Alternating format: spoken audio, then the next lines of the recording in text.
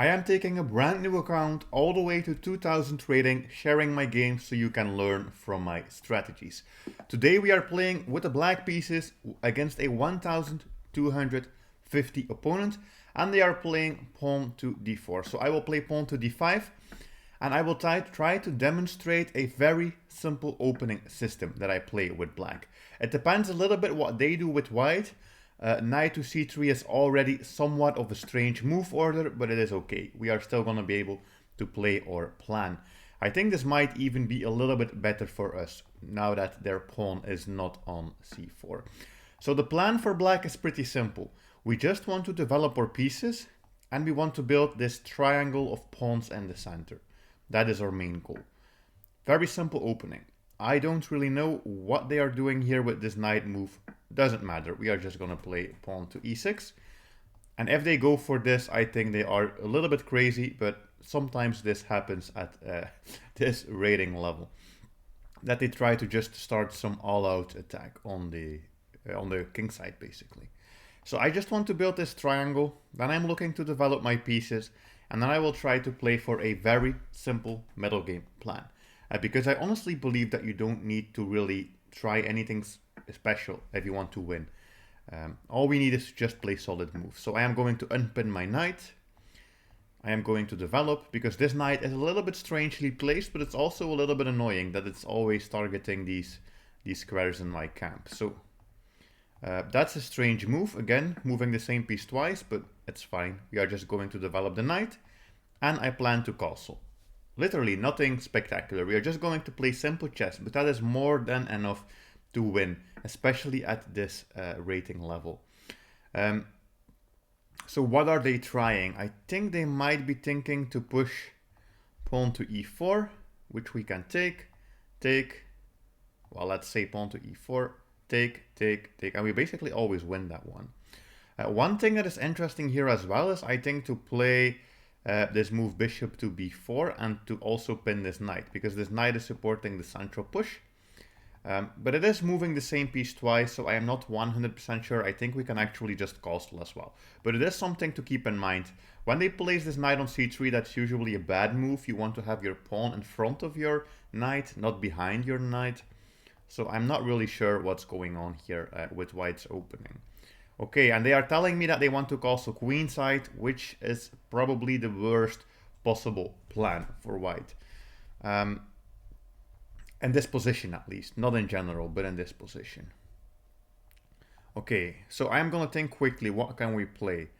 This looks interesting, attack the bishop, but they can always move back, and then I just somewhat wasted the move. We do have a check then. I think this might be interesting. We attack the bishop. If they castle, by the way, they are in a lot of trouble. Because we can just take, and then we can pin their queen to the king. And if they move, yeah, I was going to say if they move, we actually had a check as well. But now this is going to be quite devastating. Because now they immediately lose the queen. And that's just it. Castling queenside is never a good plan here in this position. And now they are just down a queen. And that is the game. So as you can see, basically I don't need to do anything special. Your opponents will just self-destruct eventually. Alright, time for another game. Now we are playing with the white pieces. I will be playing the English opening just to switch things up a little bit. I usually don't play it that much anymore in my own games at the 2000 plus level. But I really like this opening and I have played it for a very, very long time. What I like to do with the English is basically try to do an almost no theory approach, where I just try to focus on creating a very strong light squared bishop here. And that's just basically the plan. My opponent is playing very passive chess. Usually it's even best to just play moves like pawn to d4 basically, and go into the Catalan system, which I actually never play, but I am going to play it here, because I honestly think that in chess, you have to play the best move regardless of whether or not you like it. I mean, your personal preference, whether you like to play a move or not, doesn't matter. You just have to play the best move in any position, or at least the move that you think is the best move. Liking a move, not liking a move, yeah, that's not how you approach chess. I know in the Catalan usually you want to give away this pawn for free, but since I don't know the exact theory, I will play um, this more safe option, which is of course also not going to be a bad move. Just this and then castling. Yeah. So this is more like a pseudo-Catalan, I see with the... Chess.com is telling me it's more like a pseudo-Catalan, but yeah. As I said, I honestly don't really know how to exactly approach this position. But it's fine. But I think this is a good mindset. I've had this over the board as well. Sometimes you feel like a move looks ugly, but you think it's the best move. Well, if you think it's the best move, you just have to play it. It doesn't matter if you think it's a beautiful move or an ugly move or something you like or don't like. It doesn't matter. Chess doesn't care basically. If it's a good move, you have to play it. Don't know if this is the best plan, but it is interesting. Because if they don't do anything, we can double up the pawns.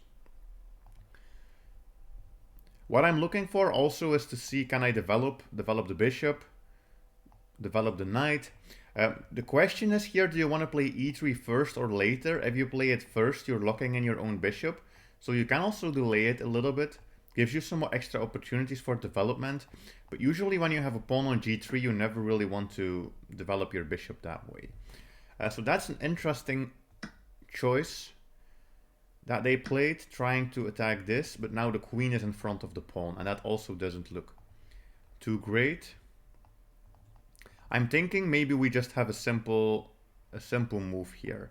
Knight b5. These are very simple tricks or threats, but especially at the 1200 level, it's still possible that they will fall for this. So I am just going to play it. We are regardless very safe. We can always play e3 and basically have a good structure anyways.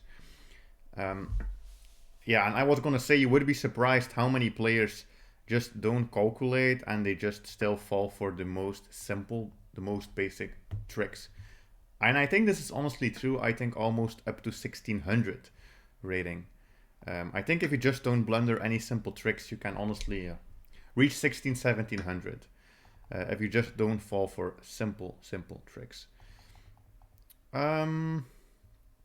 I am going to play a3, take away the square from the knight. I also want to play e3.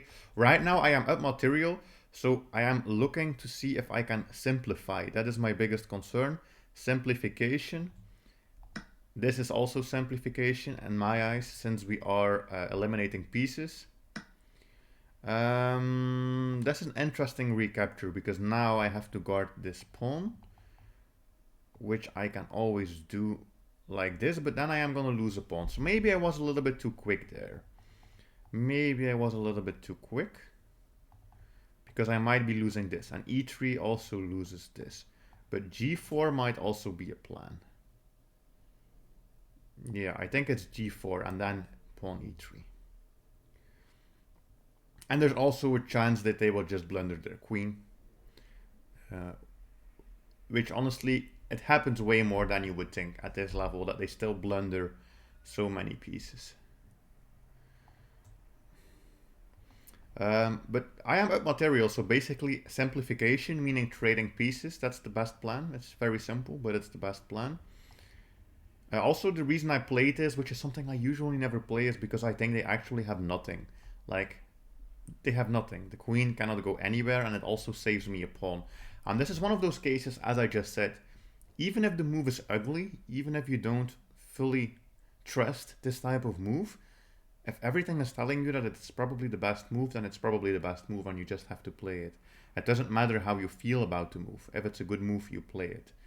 That is why I play this move here, and I think honestly, after they move the queen, we were going to have a very easy time here to just play e3. Now we also have a fork. Yeah, I think we now also just have a fork.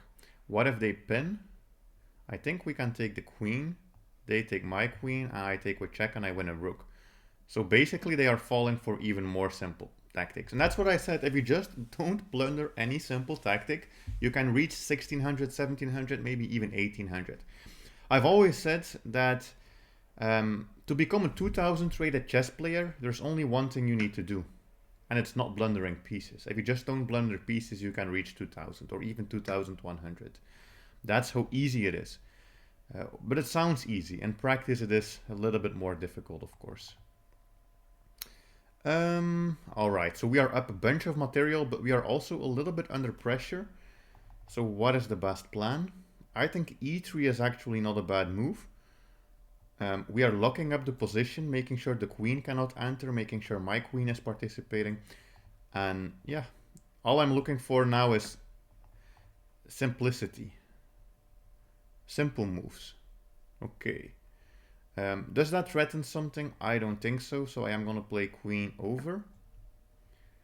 I want to play b4 basically. Yeah, they can give me this check, but of course, it doesn't matter at all. And I can even stop the check, I think, with f4. If they take en passant, I can take with the rook, and then my queen is guarding this.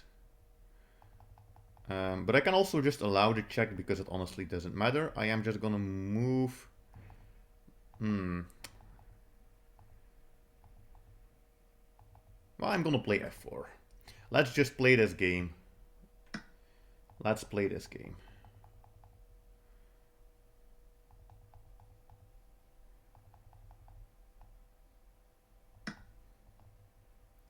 Let's see what they do.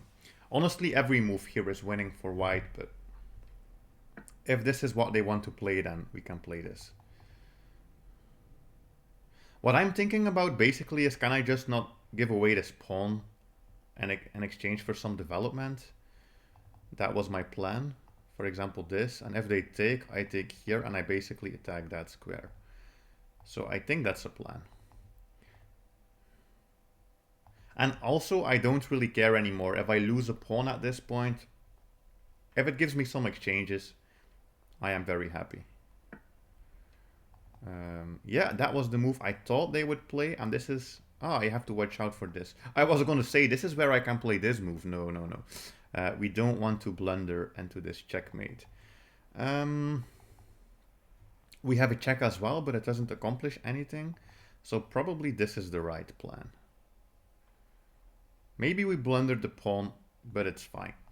At this point, it doesn't matter much anyways. But this is one of my weaknesses as well, I think. As soon as I am winning, I sometimes play a little bit more sloppy. So we have to make sure that we don't blunder anything. But I think now we are fine. And I can just do this and we are going to trade. Yes, they can win a pawn, but it's not going to matter. If we get more exchanges going, that's great. And my king is also safe. Take, take, and they don't have anything. This check also doesn't work because I can take, take, and play this. But of course, counterplay, you always have to watch out for counterplay. If you are winning your opponent, if they are stronger or if they know what they are doing, they will give everything they have for some counterplay. And he is really trying. I could have made things a little bit easier as well, I think, if I hadn't moved the f-pawn. But these are the types of positions, as I said, where sometimes you are winning so badly that I play a little bit too lazy or a little bit too quickly. And then sometimes I have to regret it afterwards, but everything is still fine here. Yeah, and I was going to say he basically doesn't have anything. And that's it. And with that, we have already won 2 very easy games.